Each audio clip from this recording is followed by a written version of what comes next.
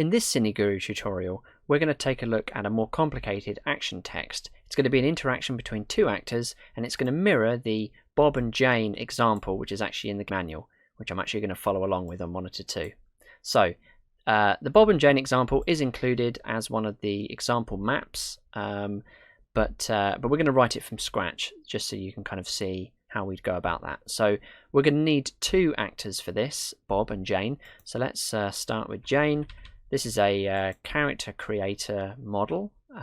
So character creator models have the same animation set as the standard characters that come with CineGuru. So we need to give her a name. Obviously we're going to call her Jane, and we need to give her an action text as well, which is located in the CineGuru folder of script bank, and we're going to call this Talkie again, and we're going to write over the one we had in the last example. We need to make sure she is an actor, so we'll go through and select cg_actor.lua as her script, and let's set her to always active. Okay, so that's set her up as an actor. We also need to give her a couple of lines of dialogue as well. So I'm going to go to Audio Bank, and in Stories, CineGuru, not that one, this one. Okay, so we've got a couple of lines of dialogue here. Some of these are all used in the example map. And the way it works is Jane will say a line, then Bob will say a line, then Jane will say another line in response, and then Bob will say something final. So here are Jane's two lines. So in slot 1, we'll give her her first line, which is something about a door being stuck, I think. And then her second line will be Vox 3. Okay, so that's her setup as an actress. And now we need to put Bob in. So let's put Bob back here somewhere. Let's call him Bob. And of course he's going to be referencing the same action text, which is in the CineGuru folder. And it's called talkie.text. And again, assign him the cg_actor.lua script. Make sure he's set to always active. That's really more of a precaution. He doesn't have to be. I guess it depends where the player is in relation to the characters. But if you do that, the player can be anywhere within the map, and these actors can actually perform their actions. Whereas if that's not set to always active, then the player has to be within 2,000 units, which is not that far away. So yeah, it's just a bit of a safety thing. So first thing I'm actually going to do is put down a cine-trigger zone to trigger both of these actors when we arrive in this particular zone. So we'll even drop in a player start marker as well. Okay, so what's going to happen is I'm going to enter this zone, and it's going to trigger both of our actors. Let's just move Jane up a little bit, move Bob, get them kind of pointing at each other. Okay, so we need to specify this as a trigger for actors. And we need to specify the action text that is triggered when we step into that zone, which is CineGuru Talkie. And we could add a delay if we want of, let's say, 2 seconds, just because we haven't demonstrated that yet. Okay, so at the moment, talkie.text has the commands from the previous tutorial in, so we'll get rid of those. What we actually want to do is create a set of commands that both of these actors can follow. So to begin with, we'll keep it very straightforward. We'll just specify their idle animations, and we'll just see how that works. So I've gone through and had a look at the animation frames with these characters. So I'm going to get Bob to do to play this 100 frame animation on loop from 3000 to 3100, and Jane, she can also do an idle animation. She can do the same idle animation. I won't specify a speed for her. She'll just do it at normal speed. If you don't specify a speed, the speed is 1. But if you do specify speed, there we go, that's better, it's got to be an underscore. If you do specify speed, then it will change the speed. So this is a really simple example, but let's just quickly dive in and take a look and check we've set it up correctly. So there really is nothing to be activated here, because they're literally just doing their idle animations, just kind of stood there, not doing very much. Okay, so the first thing that we're going to do now is we're going to animate the character. So back over in our action text, we're going to assign Bob an animation, and we're going to say Bob, comma, so this is an instruction for Bob, anim, and then we can pretty much just pull any animation frame we want. So I'm going to go for 4540 to 4605, and we can play that back slightly slowly. And Jane will give her a little animation as well, anim underscore 4610 4675, and we'll save that. So let's just quickly go in and take a look and see what we've got now. So step into this zone, and you can see that Bob points and then Jane points. So here's an important thing to remember about action texts, is that some of the actions are done kind of sequentially. So Bob animates first, then Jane animates. They don't animate at the same time. So Jane will only start animating once Bob has finished his animation. And you'll find that with certain commands, they just act like that. That's how they run. They're a sequence. If you did want them both to do it at the same time, you'd probably need two separate action texts to be running concurrently. And you'd need two trigger zones, one to trigger one and one to trigger the other, and it would get quite complicated. But for the purposes of this, I'm just going to stick with them both running off the same action text. Okay, so I would like a slight pause between Bob finishing his animation and Jane doing hers. So I'm going to add in the delay command, and I'm going to make it 1.5 seconds, so 1500 milliseconds. So we've now specified a short delay between her kind of moving. The next thing I'm going to do is get them to move about. So to do this, I'm going to drop in some marks. So the first thing I want to do is get Jane to kind of walk over to Bob. So let's put a mark kind of near Bob, and in the properties we'll call it mark 1. Okay, but then later on we want Bob to kind of move away from Jane and kind of go over here somewhere, and we'll call this mark 2. And we're going to put in some commands that instruct Jane to walk over to Bob, and then Bob to walk over to this second mark. Okay, so we'll add in Jane's first kind of action. So we've got our idle animations. That's kind of like a prerequisite. They're just doing those in the background even when they're not triggered. So the first thing we want to do is ask Jane to walk over. So move mark 1. And again, she'll take the walking animation from her FPE file. You don't need to set kind of like an animation frame. And then what we want to do is give her an animation when she gets to mark 1. So we're going to say anim 4260 by 4460, 4464. Okay, so if we take a look at that now quickly, you'll see that Jane walks over to mark 1 and then does an animation, and then Bob does his point animation, and then Jane will do hers. So let's take a look. The animation that we've just put in, I think, is a talking animation. So she walks over, she says something, she's gesturing, and then Bob points, and then Jane also animates as well.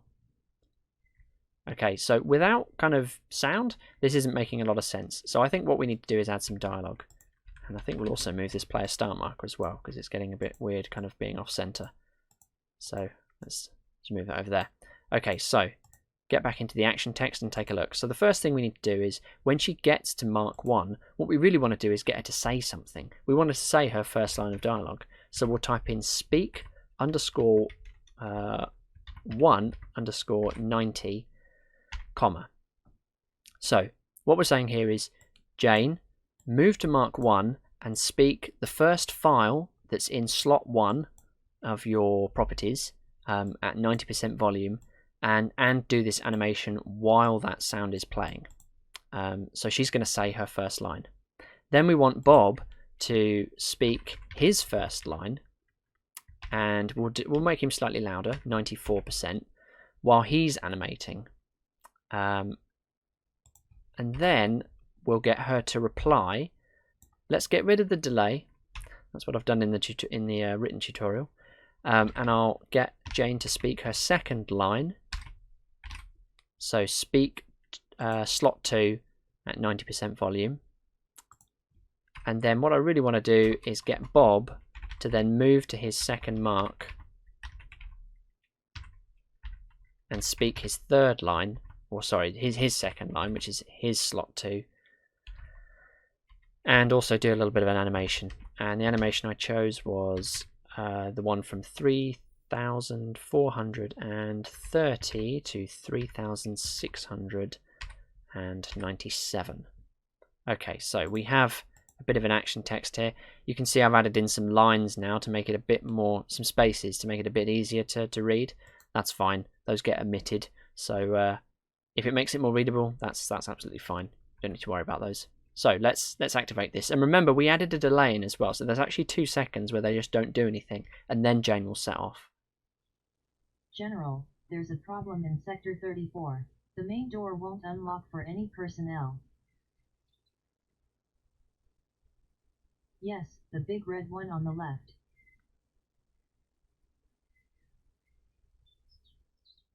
Okay, so as you can hear, I forgot something. I forgot to put in Bob's sound. So yeah, that's fine. We'll just do that now. So go into Stories, CineGuru, and grab lines 2 and lines 4. So this is all text-to-speech stuff that I just grabbed. Okay, so now when we run it back, hopefully they will actually have a proper conversation.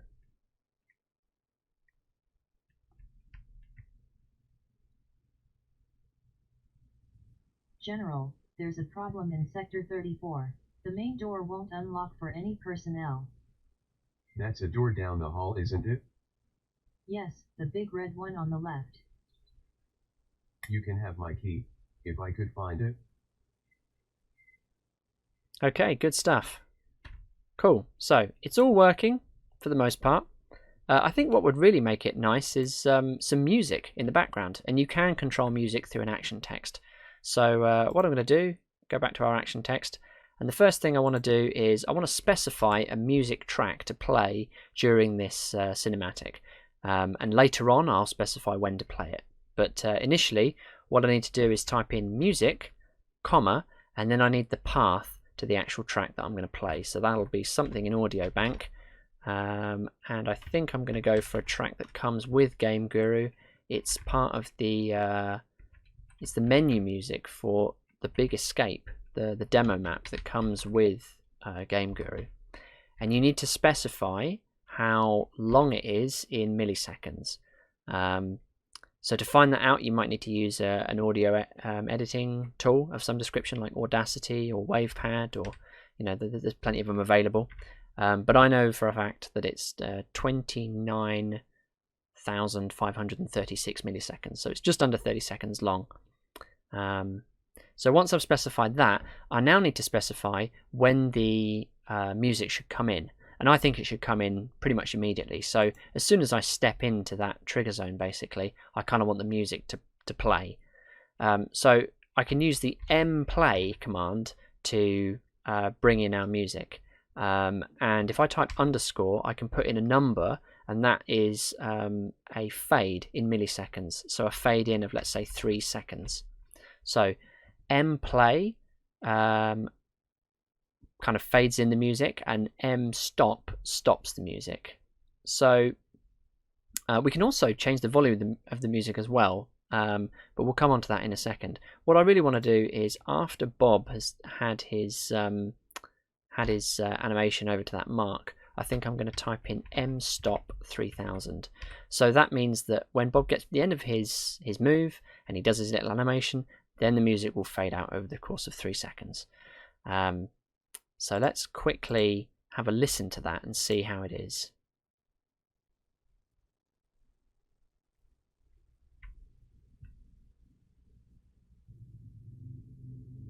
General, there's a problem in Sector 34. The main door won't unlock for any personnel. That's a door down the hall, isn't it? Yes, the big red one on the left. You can have my key, if I could find it.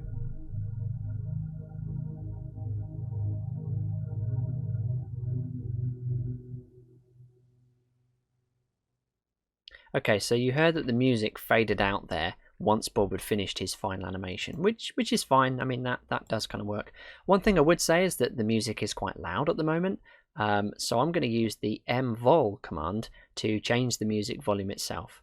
So if we think about this, the music can fade in, but we really want it to kind of fade down before sort of as Jane is speaking, really, so we can kind of hear her better. So once she's got to mark 1, I'm going to add in mvol underscore 70 underscore 2000 comma.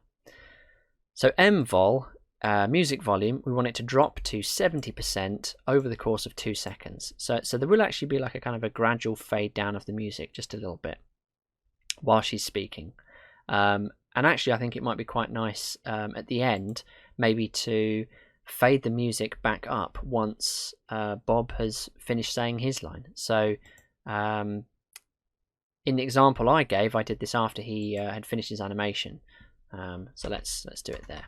mvol 100 and then another 2-second fade. And rather than just have the music kind of fade back up and then immediately fade out, I'll add in a delay as well. So basically the music will come back up to full volume. It'll play at full volume for 3 seconds because we've added in a delay 3000, and then the music will fade out. So let's have a quick look and listen. And incidentally, I've been stood still for all of these examples so far, but the beauty of triggering actors in this way is you can actually move around. So I will do that. General, there's a problem in Sector 34. The main door won't unlock for any personnel. That's a door down the hall, isn't it? Yes, the big red one on the left. You can have my key, if I could find it.